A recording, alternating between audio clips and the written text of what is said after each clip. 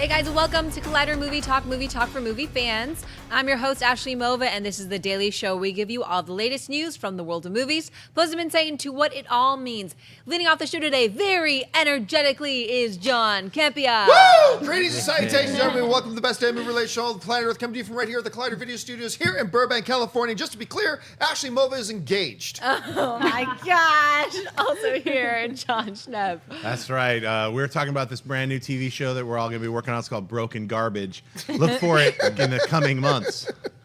Also here, Perri Nemiroff. And before we start, just to clear this up, Schnepp, which version of Blade Runner should I watch? It's called The Final Cut. All right, good to know. Also here, Kristian Harloff. Hold on, I'm writing an email. John, I do not like the way that you didn't set me up, that you were going to tell me that Ashley was engaged and that we were making broken garbage. Thank you. Hey, listen, guys, a couple things to get to before we get to this beautiful list of movie news here. I heard Jon Schnepp talking about this video yesterday. I want to draw attention to this. It was the Tom Holland doing lip sync. Yeah. It's like, oh whatever. my God, it's so good. Yeah. A bunch of celebrities are doing it, so I didn't really think anything about it. And then this morning, my wife says to me, you got to watch this Tom Holland video. So I'm like, whatever, and I watch it. Look, I like Tom Holland as Spider-Man, as Peter Parker. I am now 100% a Tom Holland fan. Yeah. This kid is fearless. If you haven't seen it, because Schnepp was trying to tell us about it yesterday, he gets on the lip sync battle, but he starts doing Rihanna, and he dresses like, he cross-dresses, dresses like Rihanna. Like Trent Reznor. That kid can dance. Yeah. Like, holy shit, the kid can really dance. I'm like, this kid's getting on national television doing this. He is completely fearless. So he's talented, fearless. I'm a big fan. I was showing it to you for the first time today. What do you think about that? I thought it was hysterical. I mean, like you said, he's fearless. And I've seen him, he's done these other videos to where the kid likes to dance, obviously. And we see the way he moves, though. I actually started thinking, I'm like, I bet you he does a lot of his stunts in Spider-Man. Well, he's a gymnast. You should go look at his Instagram account. He has, you know, stuff. Yeah, he's doing backflips. And he really does it. Yeah, he's jacked. That kid. I mean, he's awesome. All right, go check out that video. Just a fun thing to share with you. Go look up Tom Holland. What's it? Umbrella. Rihanna's Umbrella. It's really fun. You'll get a kick out of it. All right, now I want to tell you about one other special thing we're doing here. So, as you know, recently we were at Star Wars Celebration, where they premiered the first trailer for Star Wars Episode 8, The Last Jedi. This poster was actually, this is the poster we actually physically got at that trailer premiere. We walked out of the trailer, they handed us this poster. These posters alone, we saw on eBay for up to like $350 that people were selling these for. This poster was actually there now. You can't really see it too well, but along the bottom here, most of the Collider crew have also autographed this poster. So here's what we're doing with this poster. We are going to give this away to one fan. So how can you get your hands on this poster? This is what you do. Jump onto YouTube and put up a 10-second video of why you love Collider Video. Just 10 seconds, let us know why you love Collider Video. Then email us at collidervideo@gmail.com with the link to that video. We're going to give it about a week. We're going to go through all the videos. We're going to pick one at random, and then we were going to send that person we pick out this poster. So we're going to be mentioning this over the coming days. Start putting your thing together, and you can get your hands on this Star Wars The Last Jedi poster that was actually there at the first exhibition of the real trailer at Star Wars Celebration. All right, now with all that out of the way, let's get to some movie news. Ashley, what do we got? It looks as though Ridley Scott has no plans on slowing down with his Alien movies. The sequel to Prometheus, Alien Covenant, hasn't even hit theaters yet, and now comes word from Scott himself that he and his writers are currently working on the screenplay and plan to head into production next year. Speaking with IGN, Scott teased work on the script is ongoing and has been for a while now, revealing as well that the plan to start filming the Covenant sequel will begin within 14 months. John, thoughts on another Alien movie happening so fast, according to Ridley Scott? Well, you know what? Normally I would have said, hey, just hold your horses, wait a second, let's see when the movie comes out, let's see how the audience responds to it. And there still should be a little bit of that. I mean, for all you know, the movie's going to make $8 million opening weekend. I mean, you just don't know. But I have seen the movie. And even though I'm somebody who does not like Prometheus at all, I thought it sucked, to be honest with you. This movie's really good. I really enjoyed this one. You know, our review for Alien Covenant is up on our channel right now. You can check it out. But to me, the first half of the movie felt really reminiscent of the tone of the first Alien. The second half of the movie felt really like the tone of Aliens. And it's just a great marriage of the two. I had a lot of fun with it. And it's almost limitless where you can go with this story. Really, you can do anything you want as long as you don't do Alien versus Predator again. Then you should be fine. But understanding that they know they've got a really quality movie on their hands, having seen it and knowing that it's a lot of fun, yeah, I can see why they would want to get the motor running. And I guess there's some reason why they had to axe Neil Blomkamp in the back and get rid of his Alien thing without so much of a any hurrah at all. So, but now I see why.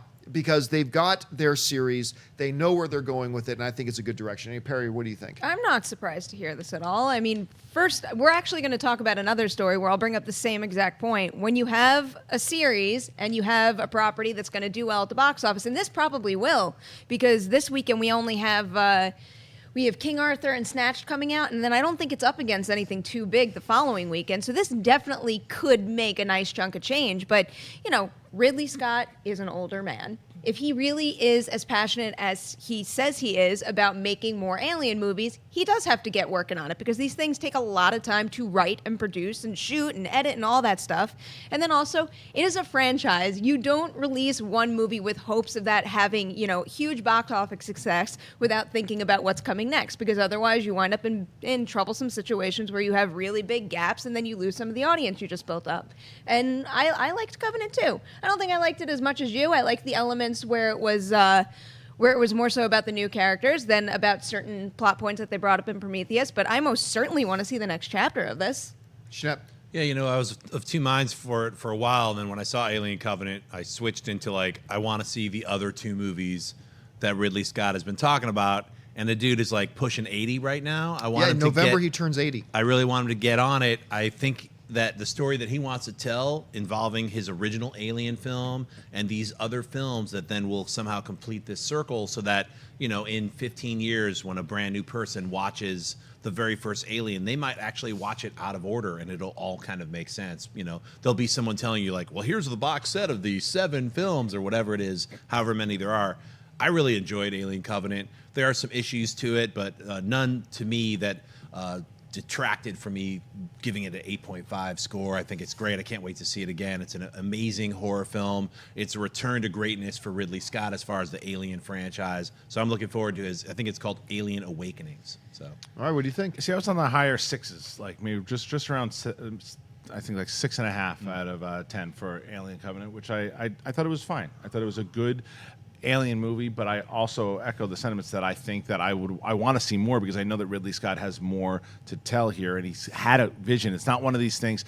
I think I might disagree with you a little later in the upcoming story, because I feel the opposite with this one, because I think Alien is such an established franchise already that there is a clear vision of what he wants to do and where he wants to take it, that I did find myself wanting more. I felt that the movie itself was a standard Alien movie. It didn't change the game by any means, and I didn't necessarily need it to, and I liked it a lot better than Prometheus. I felt that Prometheus was dull. I thought this one was a lot better, and I think that as we get closer to the 79, the Alien. Yep. As we get closer to the 79 version, I'm with you, Schnepp. I want to see how it all ties in. So I want them to make more. So I think that's a smart move, that they're going to tell more stories. All right, what's next? According to a report from IndieWire, filming is slated to begin this August for Martin Scorsese's ambitious new Netflix project, The Irishman. It was last reported that the property was headed for legal troubles over who controlled the distribution rights to the story, but now it seems the producers have worked out a deal to move forward, with Netflix planning a release in 2019, along with an awards qualifying run. The movie will star Robert De Niro, who will also be de-aged to play 30-year-old Frank the Irishman Sheeran, alongside Al Pacino as Jimmy Hoffa. Joe Pesci, Bobby Cannavale, and Harvey Keitel round out the cast of the movie, with Industrial Light and Magic handling the effects.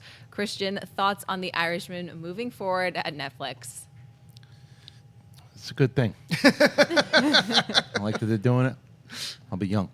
I love it. I love the idea. I love the fact that they got everybody. Not only did they get both De Niro and Pacino, that you're getting Harvey Keitel, a Mean Streets reunion. You get all this stuff. But you laughing at me? You trying to make fun of me? Hey, what, listen, we're not doing that right now, Frank. I'm in the middle of a point. I'm in the middle of a point. I need you to stop. Take it easy. Lay down. Go take a nap. I'm tired. Because look, what we're gonna get with Scorsese. The fact that I never doubted this was going to happen, because someone is sitting in a room going, "Hey, stupid, figure this out because Scorsese just put together Pacino, De Niro, Pesci will come back, Harvey Keitel. Get it done. Yeah. Plus the fact with the money that Netflix has and the resources that they have, I knew it was going to get done, and I cannot wait for this movie. I think it is going to change the game, especially the fact that it is going to debut on Netflix.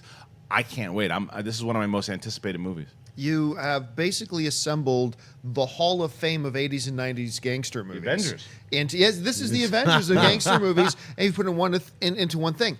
I do wonder this, though, to be very honest. I wonder if it's a little too late.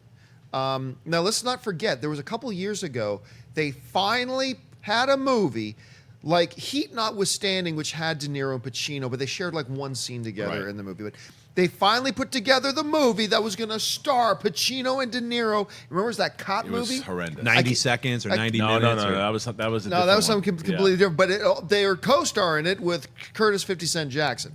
Was in it. And that movie was bad. Horrible. But not only was it horrible, it didn't do well opening weekend. Right. People, I don't know why, the average film goers weren't interested in seeing Pacino and De Niro on screen together again. That movie was probably about 10 years too late. Righteous Kill. Righteous Kill. Thank you very much. Also a terrible title. Yep. And now here we are like 10 years after that. I just want to, I'm like you. I cannot wait for this. This is amazing. Keitel, Pesci, Pacino, De Niro, being directed by Martin Scorsese, which, by the way, Righteous Kill was not directed by Martin Scorsese. No, it was right. So that's a huge glaring difference in the situation here.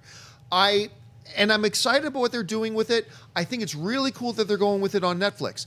But I'll be really honest, I believe this entirely. I believe the reason it's going to Netflix, I don't think Netflix was their first choice. This is a project that's been in the works for about 3 years. They've been trying to get this going. Mm-hmm. I think it's going to Netflix because I think most studios are like, we don't think there's a huge audience for this. Oh, no way, man. Hey, look, the numbers don't lie. We can say what we want. The numbers do not lie. When the last time we got Pacino and De Niro starring in a film together, nobody went to go see it. Nobody went to go see it to find out it was awful. And here we are even more years later. When's the last time Joe Pesci was in a movie? When's the last time Harvey Keitel was a big box office draw? I honestly think the main reason they've been trying for years to get a major studio to pick this up. I believe it didn't work, but this is why I'm excited about Netflix, because you get some really cool projects that maybe a studio may not want to take a chance on that can still get some life and see it, and now we're just going to have to wait and see how it turns out. But Scorsese's directing it with some of the best actors of all time. Of course this thing's going to be good, at least I hope. What do you think, Schnepp? I kind of agree with you. I think, you look at Scorsese's film Silence, and the box office was silent. No one went to see that film. It's a bomb. And it's true. I mean, you really need something like Netflix to get that kind of money, to get that kind of backing. And then when it comes out, Netflix can put that kind of money in, commercials in and to get people the awareness that maybe another studio that just put $100 million in to see like a gangster film that a lot of people probably wouldn't go see. We're talking about like something like a difference between Goodfellas and the world now that we live in, going to see a movie like this. I don't see that happening. I see a company like Netflix really letting movies breathe a little bit more. I know, maybe a year ago, Scorsese was like, cinema is dead, film is dead.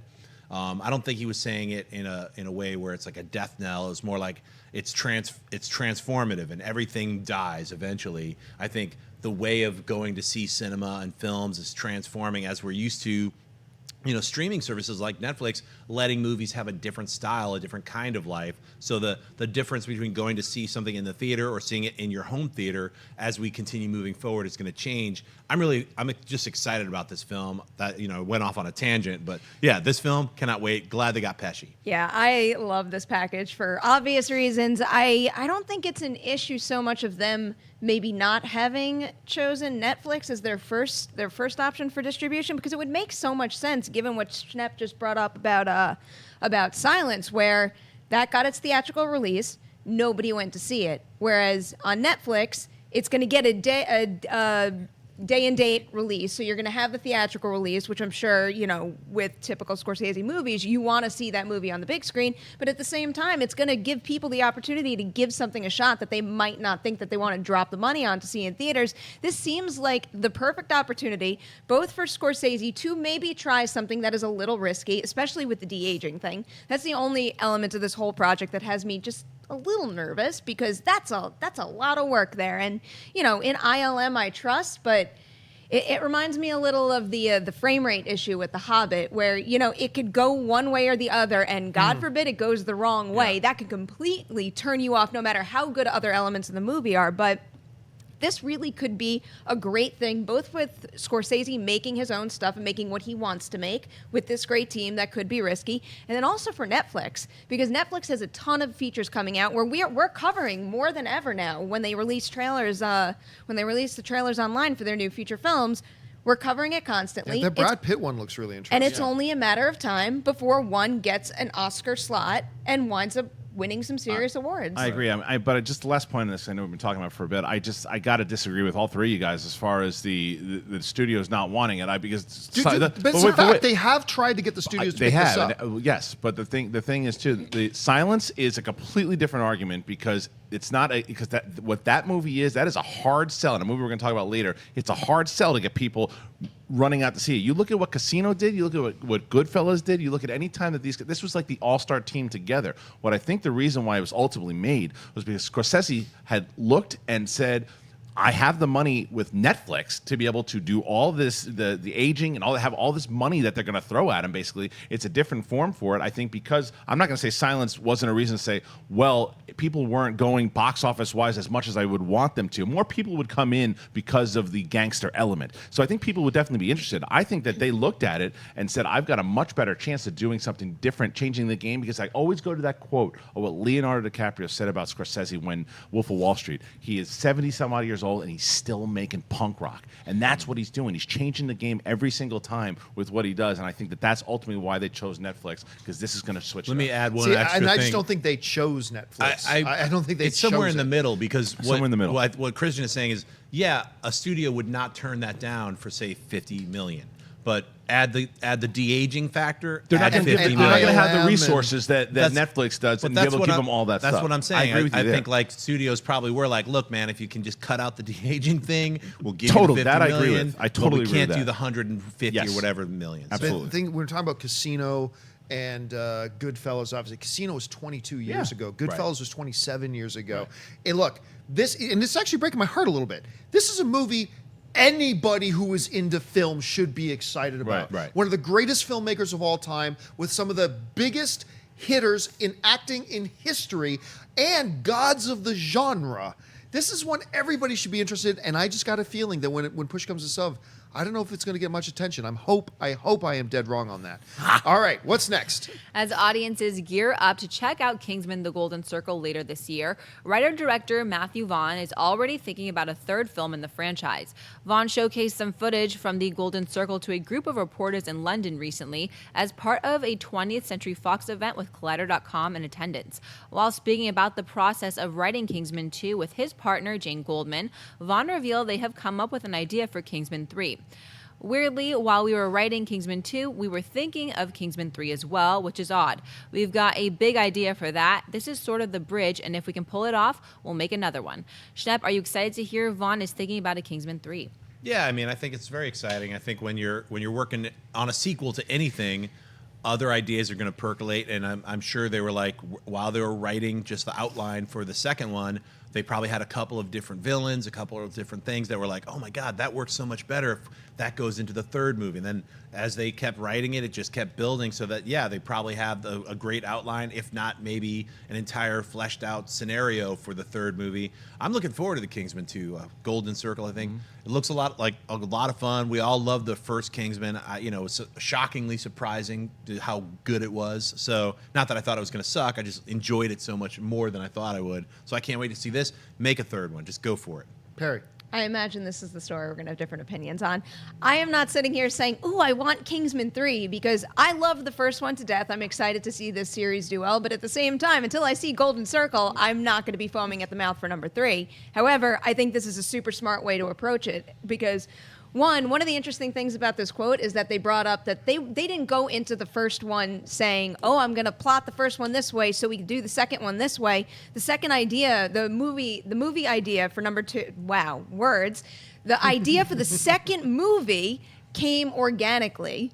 And as long as that's the way they get to 3, fine by me. But it just makes sense. It is common sense in this industry when you have a series to look ahead, because if you have a hit movie and, you know, a studio or whoever comes to you and says, okay, what's next? And you're like, I don't know, sucks for you.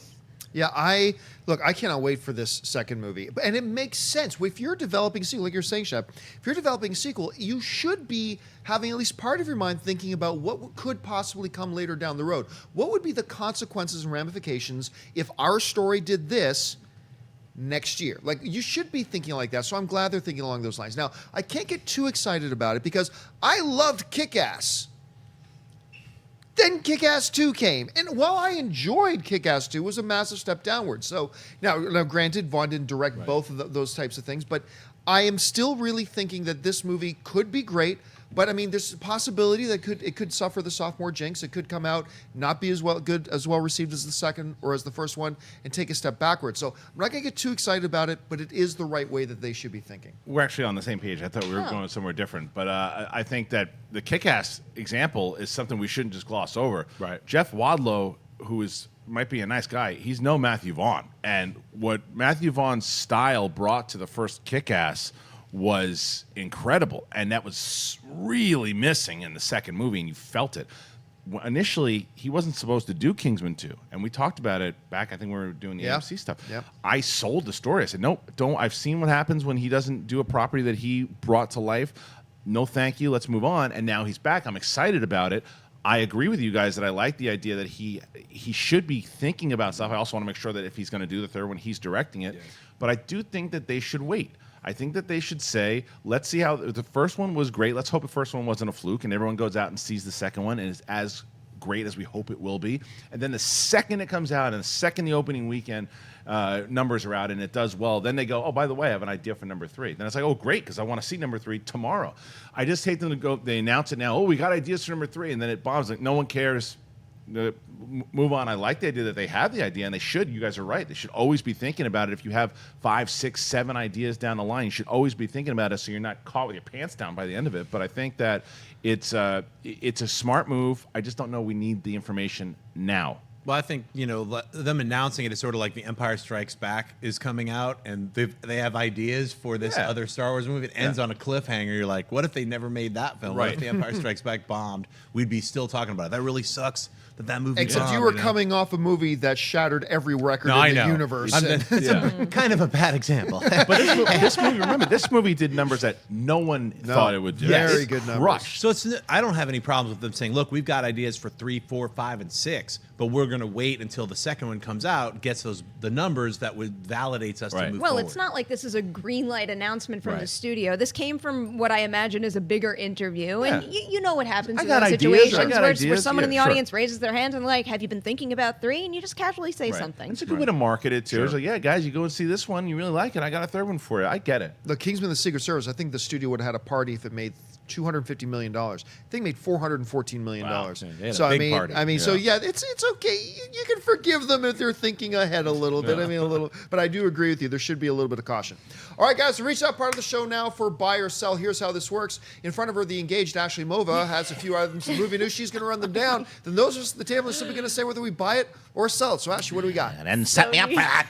Sony has released a new Red Band trailer for their upcoming comedy Rough Night. The film stars Scarlett Johansson, Zoe Kravitz, Kate McKinnon, Jillian Bell, and Alana Glazer as 5 friends at a bachelorette party who accidentally kill a male stripper and have to cover it up.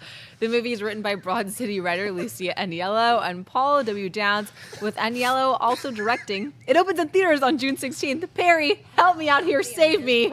Buy or sell the new Red Band trailer for Rough Night. Yeah, I can't help you out because I didn't hear any of that intro because of these guys here, but I know what we're talking about.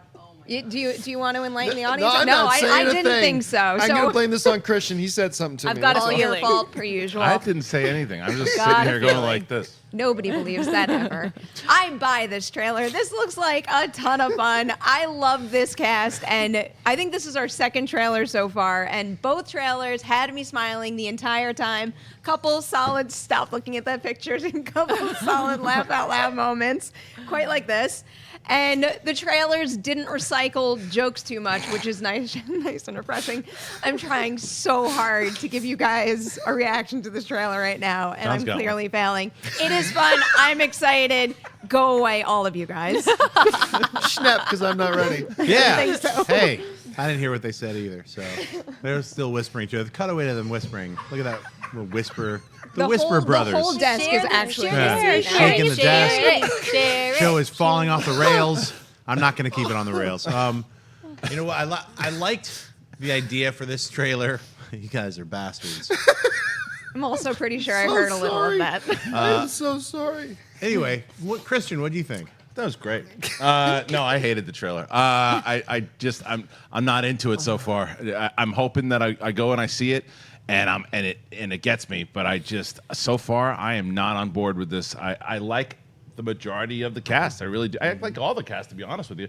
As long as Kate McKinnon doesn't overcook it, I could be on Now, board. isn't this written by the Broad City, some of the Broad Yeah. City writers? So Yeah. I mean, that's why I'm That's- holding out. that's why I'm I'm holding out hope yes. because I love Broad City. Yes. Ileana Glazer's in it. She's incredibly funny. A a lot of the there's other a lot of cast- great comedy. This is where, look, the But talent the in trailers this, are horrible. Let's just be honest. That's where I'm at. The trailers Yeah. don't work. Yeah. The Red Band trailer for myself, they show way too much of the Yeah. movie, and you're like, is this going to be the movie? Like, And Weekend at are Bernie's? those the best jokes? Yeah, that's what I'm worried and that's about. What I feel like, boy, if that's what it is Weekend at Bernie's, but with Hangover style Weekend at Bernie's. I don't know, but the group of gals that they have in the film, they're super talented. So I am going to see the film, even though the trailers have sucked. Yeah. All right. You know what? For those of you who follow me on Twitter, I'm going to tweet out what it is that Christian said to me. I'm not going to say it on the No, show. no, you're not. Oh, yes, he is. Absolutely. Look, not. I buy the trailer. Here's the funny thing. There have been a lot of movies and trailers that come out where I've gone, I think the movie's going to be really good, but I just can't get in the trailer. I have completely the opposite feeling on this. I have a feeling this movie's probably going to be awful. No. But I have really liked the trailers. I don't know. See now there. They know what was said now. Anyway. So for whatever reason, I have really enjoyed the trailers. I think the trailers have been funny. I can't shake this feeling that I don't think the movie's going to turn out well, but I can't look at the picture anymore. But I'm going to call it. See, I thought the trailers were really funny. I like the feel of it. I already like the chemistry between the characters. Don't say I it. didn't say anything. Say it. So I'm really into it. Now, was I the last person? Yes, I think I was. Okay, what's next? A24 has unveiled the first trailer for its upcoming horror thriller, Woodshock. The film marks the directorial debut of Black Swan costume designers Kate Malevy and Laura Malevy, who also wrote the film that stars Kirsten Dunst. In the trailer, we see Dunst playing a young woman grieving the loss of her mother and wandering her town aimlessly, setting up a dreamlike, trippy story that the trailer doesn't really give away. Woodshock opens in theaters on September 15th. John Byer saw the new trailer for Woodshock. What kind of bullshit trailer is this? This, I'm sorry, fucking sucks. So you liked it? I mentioned to Christian, he was in my office this morning, and I watched it. I'm like, what idiot sat down and watched this trailer and went, yeah, this will make people want to come see our movie. It's garbage. This is an absolute garbage trailer. Hot off the heels of the same trailer company that put out that hottest garbage trailer for Ghost. These movies might be great.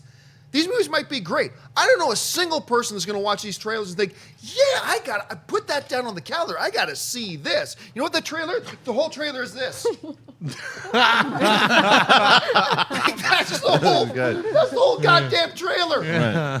Who greenlights this shit? This was awful. And I don't know, Perry. I can't believe you're so fired up over It's this. so bad. I'm Somebody got paid for this bullshit.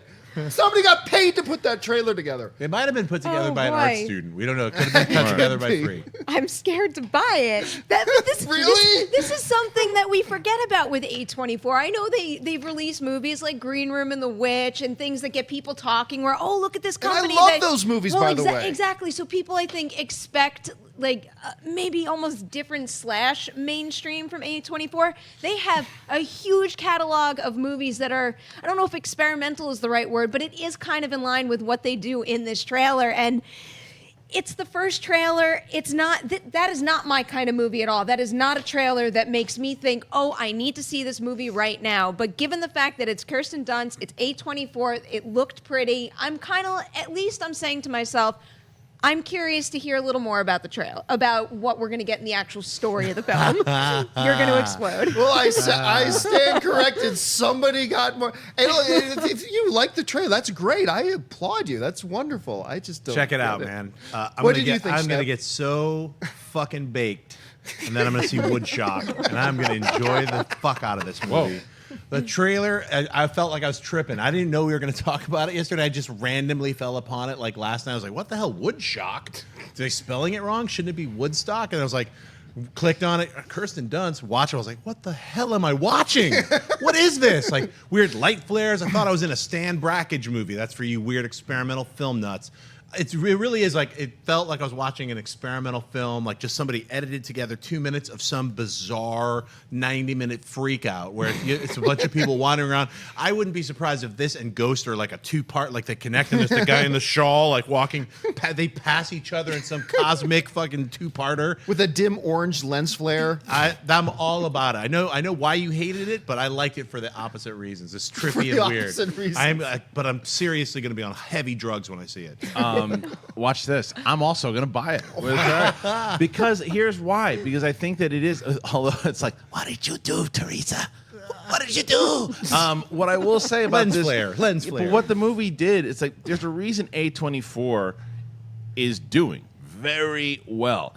They're marketing their movies and doing things something right. And this is very on par with a lot of their other movies that whatever their movies might be, the way that they celebrate them or market them. And the thing is, this is not going to be a movie that is going to get mass audiences in. They're trying to go after certain audiences with their films, the way that they do, the way that they kind of, maybe this one's going after critical acclaim. We don't know, but I think that what they do very well is show that it feels now, when I see these trailers, it feels like an A24 movie. Like, there are certain movies where if you didn't tell me, if I didn't see it up top, I go, well, that's definitely produced by A24. Now, the movie could be hot gaffish, but it also could be something very interesting, very intriguing. It had me going, what is this? And what did you do, Teresa? I must know. I don't know. Like, I've actually got a lot of faith in A24. I think, like you've already mentioned a couple of movies. A23? No, you said A24. He said Oh, all right. A24. I just got a lot of faith company. in the studio. I think they make. You mentioned a couple of the movies already that I really like the movies they put out, but the direction they've been going with the marketing to me is just it almost makes me feel like they want the movie to fail so they can get a tax write-off. I don't know. Whatever. All right. Apparently, I am alone at the table, which is fine. Screw that trailer. All right. What's next? Add strange transitional ghost whisper sound. According to the tracking board, Fox and New Regency have picked up the movie rights to the Martian novelist Andy Weir's next project, the near-future thriller entitled Artemis, setting Simon Kinberg and Aditya Sood to produce. The story follows a woman named Jazz, a 20-something living in her small town of Artemis, which happens to be the only city on Moon. With debts to pay and a salary that can barely cover her rent, Jazz can't say no to a life-changing opportunity that soon leads her into a conspiracy for control of Artemis itself. A release date has not been determined. Christian, buy or sell, Fox adapting Artemis with Simon Kinberg producing. I buy it. I mean, I'm so far, when Kinberg came on to produce The Martian, and there was a lot of other people, obviously, with Ridley Scott and a lot of other people involved in the production of it. But guy's got a good eye for stories, and we're gonna pretend the Fantastic Four didn't happen. We're not gonna blame that on him. But I think that this sounds intriguing. It sounds different. It also, and as much as I love Star Wars, and much as I love Marvel movies and everything too, I want to see us going into different directions and get new movies and new stories, and we're not just concentrating on, here's a new superhero movie, here's a new Star Wars movie. I want to see new things, new, fun sci-fi movies kind of come out. So this is something that's intriguing, and I like the sound of it. The name that actually gets me excited about this and why I'm going to buy it is the name of Andy Weir. The Martian is an incredible novel. It's it's actually pretty different from the movie, and the movie was excellent too. But his dialogue, it sounds weird to say dialogue because mostly it's inner monologue with just a single character, but it's quick and fast and intelligent and smart and funny and all that kind of stuff. And he put together, when you can make a compelling story in basically a one-man show, that's something really special. And so I'm really excited to see, and I have not read this book, I'm really excited to see what they can do with it, add on a Kinberg like that as well. For me, it's a buy. Huge buy for me, too. I liked how he described this book, too, where he's like, this time with a much more complex and character-driven plot, because The Martian felt that way to begin with. And I love the fact that he highlights real science also, but this just goes to show how much of an impression you've made on me. But the first two things that I thought when I read the synopsis to this is first the name Jazz, and then a smuggler, and the fact that it takes place on the moon. I'm like, oh. Is it canon? Star Wars-ish. But I do like the idea, and given what he achieved with the Martian, there's no reason to think that this can't be a really cool kind of genre mashup thing. Because also the way that they described it is it's an adrenaline-charged crime caper. There's another tongue twister for us. And it takes place on the moon. That's really freaking cool. I want to see it. Kristian. I said, well, John, I'll tell you what. Simon Kinberg's a guy. I got confused. Sorry, I'm still distracted by that A24 bullshit. All right, Schnepp. A23 is doing a really good job of releasing these weird translucent films with shock gaps. Artemis, I'm looking forward to this. I love science fiction films. This kind of has a weird Sean Connery in Outland. I don't know if you guys remember this 80s film where he's a sheriff. I can't remember exactly. Oh, I remember. I think wasn't it on remember a that moon? Outfit he wore on yes, that thing? right. I think it was off of a moon off something of Mars like that. or something like that. But anyway, I love the premise to this. It sounds really exciting. I like that it's an original science fiction film and it's taking place on the moon. Anything on the moon is badass. I love Duncan Jones' Moon. I want to see more things on the moon. The Inhumans are on the moon. Transformers: Dark Side of the Moon. Well, yeah, right. Well, easy. Anyway, I'm looking forward to this. This sounds great. All right, guys. Well, I want to remind you that Movie Talk is not the only show on Collider Video today. We have a whole bunch of stuff. As a matter of fact, yesterday, a brand new episode of Jon Schnepp and Heroes went online. You're going to want to check that out. Of course, as I mentioned earlier, our Alien Covenant review. And every Friday, a brand new episode of Jeremy Johns' Awesome Tacular goes up on Go90. Verizon Go90 is a free network. Go and make sure you check that out. And of course, yesterday, a tag team title match in the Movie Trivia Schmodown between the Patriots and the Wolves of Steel. You're going to want to check that out. All right, guys, we're going to get to some Twitter questions live at the end of the show. We're going to save a few minutes for that. Start sending in your Twitter questions now to @ColliderVideo. Make sure you're just following us on Twitter there. But first, we're going to get to the mailbag. So, Ashley, what is in the mailbag today? Angie writes, Tom Cruise has jumped off a building, hung from a plane, and is doing some crazy stuff in The Mummy as well. So my question, what kind of stunt, crazy as you can think of, would you like to see Tom Cruise do next? Fun question I thought of, and thanks for all you do. I got one word to answer this question. Sharks. Riley, you like that, right? Tom Cruise fighting sharks. Come on. This guy can do just about anything. He's clearly established that. Oh, we've got more photo giggles today. How do you like that one? Thanks, Ray. Brock Lesnar.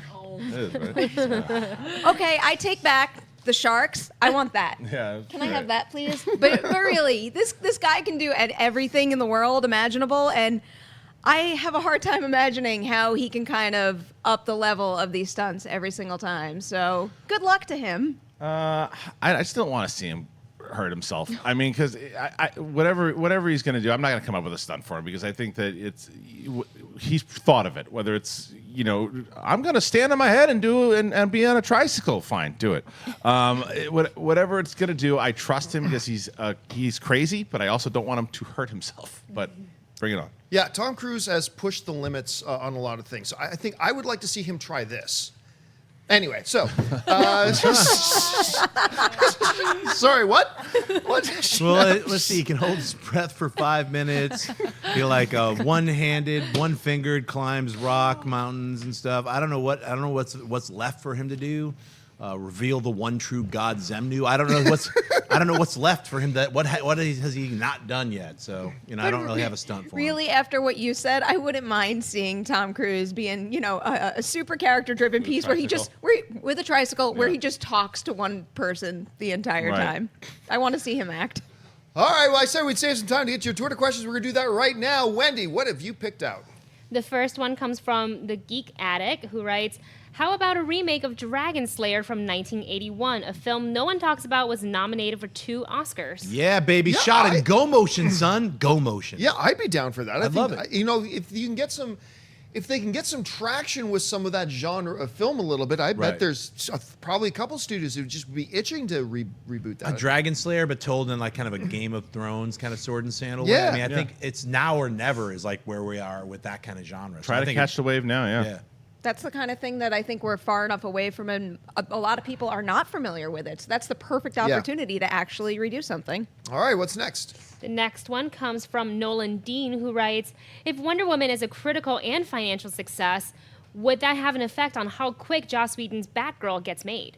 No, I think they've already got their plan in motion. If Wonder Woman bombs, I don't think it affects what they're going to do. If Wonder Woman is the biggest hit of all time, I don't think it's going to affect what they do. They got their plan. It's already in motion. They know their schedule. You guys, anything else? No, I think especially that's why you bring on a talent like Joss Whedon and a property inside the Batman universe, you're going to go forward with it when you're planning. It's not going to, nothing's going to deter that. I actually think the exact opposite. One way or the other, whether Wonder Woman does really well or really poorly, I can already picture the headlines of, oh, this is moving up to this and this is moving back to that. I mean, just given what we've seen from them in the past couple of months, that's kind of what it's pointing towards. Yeah, so hopefully they change it. I don't think when you, I mean, it could be anything else, but when you start to talk about anything with the word bat in front of it, that gets locked in. So, I mean, you know, we've seen the Batman change back and forth, but I feel like once they locked in Joss Whedon, he's writing, he's directing it, they just haven't given us a date yet, but I don't think that's going to change. Maybe they just won't announce it until after Wonder Woman, so we don't know. All right, what's next? Next one comes from Paul Chambers, who writes, question, is Sony allowed to use Miles Morales' Spider-Man in the Venom film? Thanks and keep up the good work.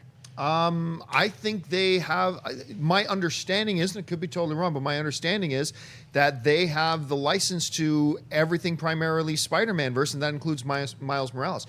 I've actually been speculating that, I have nothing to back this up, this is just me thinking off the top of my head, that I think they may be looking for a way to bring a Miles Morales Spider-Man into that universe. I don't think, I just don't see how you do a Venom and you do a bunch of those other things unless you've got a plan for a Spider-Man. Now, Miles Morales isn't, you know, the Spider-Man. Peter Parker's been Spider-Man for decades and decades and decades and decades, but he is a Spider-Man, and you could do that. So, yeah, I think they can if they wanted to. Do you guys have any thoughts on that? Yeah, I mean, remember Spider-Man, the world that Spider-Man lives in now in the comic books, there's Spider-Gwen, there's Silk, there's multiple Spider-Men going on. Yeah. There's different versions of Venom. So, I mean, yeah, they're going to do an R-rated Venom. Or who knows what they're going to do with Venom. But, yeah, and this animated Spider-Man is going to be Miles Morales. So I can easily see if that's a giant hit, then them spinning that into the live action. I guess maybe if that's a giant hit. I imagine that they have the ability to do it if they want. But at the same time, I would also be surprised if they built Miles Morales as a character in animated form, that they would then confuse their fans by introducing him in live action form as well. I feel like that wouldn't really work. But I also think that the Venom movie and all those other movies they have planned might just have Spider-Man in a background capacity, as in, you know, on that TV over there, Spider-Man did this. That would be horrible. Well, yeah, I don't think they can do that. Not suggest that it's Peter Parker. I just feel like that's hiding. Like, we can't use it, but there's some background stuff. That would be the way that they could use him while he exists somewhere all those people else. who did that must be fired before they do it. I'm not saying that that's the right way to do it, right. But in a film universe where we're worried about them having a Venom movie and not making any mention of Spider-Man whatsoever, if there was some sort of headline, I'm not saying exactly what he would be doing in that headline that mentioned Spider-Man, that is the way that they could get around the rules in terms of using him or not. It's just tricky. It makes me nervous because I think that it's funny the other day, my neighbor, who is this casual movie fan, was asking me about some of the movies I was looking forward to seeing, and I was like, July, I'm really looking forward to seeing Spider-Man. Like, nah, I don't know, another Spider-Man movie. Haven't they done this to death? And I was like, well, and I just explained the whole Marvel thing and with Civil War and really getting to, and it's like, and he started to understand kind of where I was coming from. But we're establishing Spider-Man back to the public and having them accept him again because the last movie, I thought the first Amazing Spider-Man was fine, but the last movie was garbage, and it's hurt the brand. Yeah. So then to throw in a brand new Spider-Man in there, not that Miles Morales isn't a beloved character. He certainly, there's a lot of people have enjoyed watching that character become the new Spider-Man. It's just too soon to do that right now. It's too soon that we're establishing Tom Holland right now. He's got to have this movie in July. Let him have a couple movies first before you introduce Miles, because what you're saying, you're going to confuse them. So either cut back, don't put him in there at all, or I don't know. I think that's just a little tricky. By like, going off what Schnepp's saying, it's like, oh, Spider-Man is fighting in the background, but he's going to have nothing to do with Venom. Like, well, horrible. Not even necessarily, though. He's fighting in the background. This is what happened to Spider-Man and why he's not involved. right. In And then Venom's story. everybody would hate that movie. Which Sounds is totally horrible. possible. Again, I'm not saying that's a good idea, but if they need to explain You know what that is Sony the way should I do think is they'd be allowed Sony should to. renew their deal with Marvel. They should, keep certain things separate, like the Marvel animated Spider-Man that they're doing with Miles Morales. They could introduce all these other second-tier characters like Silk, like Spider-Gwen, and that could be an animated Spider-Man movie that is specific to the Sony universe. Let the Marvel Sony universe Spider-Man continue after the Homecoming 2, after whatever Homecoming 3, continue forward. Tom Holland's super young, super jumpy, should be Spider-Man for at least 6 movies at the very least. And they should look, we haven't seen Avengers 3 or 4 or Spider-Man Homecoming, so we really don't know. But the jury's out right now. But once we've seen these movies in the next 2 years, a lot more things can be announced and happen, I think. And anybody who would say, well, Sony won't do this, Sony wants to make money on Spider-Man. They don't want to have the Amazing Spider-Man 2 ever happen again. They want to have all of their sequels like Venom and the Sinister Six. They want to have that be a success. And I think the way to make that a success is to weave in the actual Marvel universe into that. They're never going to do it. They'll never actually Never weave say in. never. I mean, unless the existing deal right now, and they have been, both Sony and Marvel on their sides have kind of been dropping hints that, look, the deal is not in stone at this point. It does end in a number of years, and it's over. And none of them seem like all that anxious to rush out and lock it down and make it stretch out. Now, I still believe, if I had to put $1,000 on it, I believe that both of these sides are going to see the wisdom in the current deal, and they're going to extend this deal. I believe that's what's going to happen. I do too. But I also think Sony is pretty ironclad in wanting to have their own movies. And I think that you're going to see that with Venom. Now, Venom comes out, and it bombs. Oh, yeah. Well, now we're in a different set of circumstances. Venom comes out, and the audience loves it. Now we're in a different set of circumstances. So I guess we're really going to have to wait and see. Like you said, you put it perfectly when you said the jury's out. We're just going to have to really sit back and wait and see how these things unfold and how the audience And the smart responds. move that Sony is doing is by doing Venom first. That is, of all the characters that they own that are part of the Spider-Man universe, that is the only character that I kind of see they could separate Venom and make a horror movie or something. Yeah. Still ruining the character and ruining it for the Spider-Man universe, I think. I think the smart move would be to wait another year. Don't go into production on Venom yet. Don't screw up your third chance at having a Spider-Man universe and ruin it again by having a stupid bunch of other dumb movies come out that don't have Spider-Man involved. It's all based off of this character Spider-Man. And you're like, oh, we'll pull out the main character of this entire universe and have a side universe, a pocket universe work. It sounds incredibly stupid when they could actually just continue to make piles of money by working with Marvel. So. Well, we don't know the we don't know. details of the deal, so we're just going to have to wait and see. All right, last question of the day. The last one comes from Dirty Dan, who writes, Blade Runner 2049 is the most expensive R-rated film ever with a $200 million budget. This could mean a huge loss. Thoughts? I think Blade Runner 2049 is going to lose money.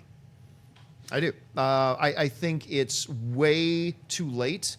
I mean, but again, if they screen this thing a month in advance and the critics love it and word of mouth gets out there and this pile-on effect starts to happen and everybody goes see it, that would be great.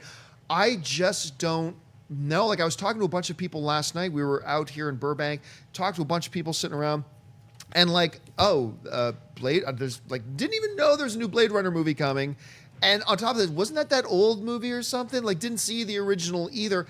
It is a risky gamble. They're spending that kind of budget on it, but you know what? If it works out, they're going to look like freaking geniuses. Right. So I don't know. What do you think? Well, here the positive side is the fact that Denis Villeneuve is directing this thing. That's a positive. The negative is, and one of the big negatives here, is the production company. It's Alcon Entertainment, who they had The Blind Side. They made a lot of money with that movie, and then they spent money recklessly. They spent it's undocumented, almost close to $200 million on Point Break remake, and that thing was a mess, an absolute mess. There's so many bad decisions that were made, and they're behind this thing. I think it was smart for them to try to make the sequel to this movie because it is a cult hit, it has now been this thing because it didn't do well in the theater. It has been people. It is beloved by many sci-fi hardcore sweaties. Love it and swear by it. It's really a smart movie when you dissect it. Now, is it a mass audience $200 million movie? No, it is not. And I think that it is a big risk, especially when it's coming out also. It's the right time for the movie to hit. It comes out, what, October, November? October 6th. October 6th, which is the right time for a movie like this to come out in theory. But the budget that it costs, it should be coming out in like May, June, July, or December.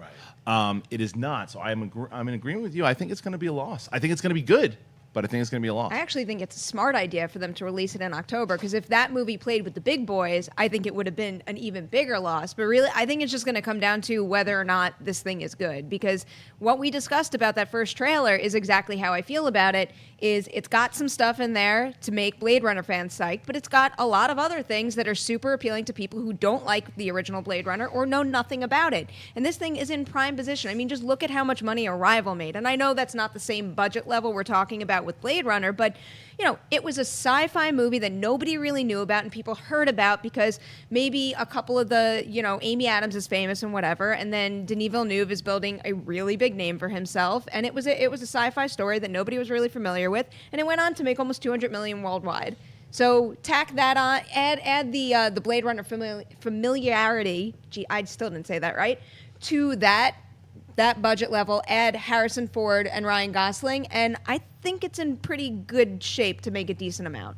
It depends, like you said. I mean, the familiarity of Blade Runner is very low on the Richter scale. You mentioned Indiana Jones, everybody knows who that is. You mentioned Rick Deckard, people are going to be, what? Who? Yeah. And that's just how it is. If the movie is really good, yes, it's going to make money. Is it opening box office going to make over 100? No. Is it going to make even more than 60 million opening weekend? No. That's my call is like, look, I love the original Blade Runner, and I didn't want to see a sequel to Blade Runner because I feel like it's a perfect standalone film. Certain films don't need sequels. That they went ahead and made a sequel, I was like, all right, well, I'm going to see it, but is it going to ruin the original Blade Runner for me? No, if it sucks, I'm just going to write it off, just like I wrote off the second and third Matrixes. To me, there's only one Matrix, and it's one of the greatest movies ever made. I don't need to acknowledge the sequels like Independence Day 2. That doesn't exist to me. I like the first one. So when you have sequels that come like 10, 20, 30 years later, it's up to you to whether you want to actually acknowledge it as a true sequel or it's just like some garbage ripoff kind of trying to make money off of a name, taking a brand and regurgitating it. Or is it really a true sequel to the original roots? And is there a real story? You have an artist like Denis Villeneuve directing it. You have it looks amazingly well shot. Roger Deakins. Everybody's at the top of their game. You have incredible actors like Harrison Ford and Ryan Gosling in it. Is it going to have that adult science fiction that is what I want? I don't want a little kiddie movie when I'm watching Blade Runner. I want a real adult science fiction film about life, death, and what does it mean to be alive. Is that going to hit across the country, across the world, as far as like movie-going fans who just want to eat popcorn and be entertained? No, it's not. It's going to be selective. Yeah, and remember too, don't fool yourself. At a $200 million budget, that does not mean the movie needs to make $201 million to be profitable. At $200 million, it's probably going to need to make around the $425 million range just to break even. Yeah.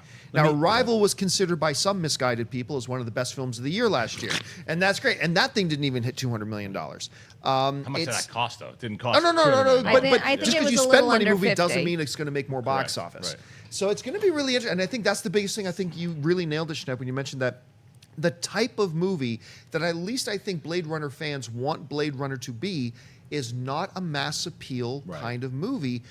And so I really wish they had come in with like a $110 million budget on this instead. 100 less would have made, I think, anybody a world of difference. Well, anybody who's like, well, I want it to succeed if it's good. If it sucks, then of course all of us would be like, please make no money and don't make a third Blade Runner. But I don't feel like it's going to be a movie that sucks. It'll probably divide critics. Like some people will love it, some people will hate it.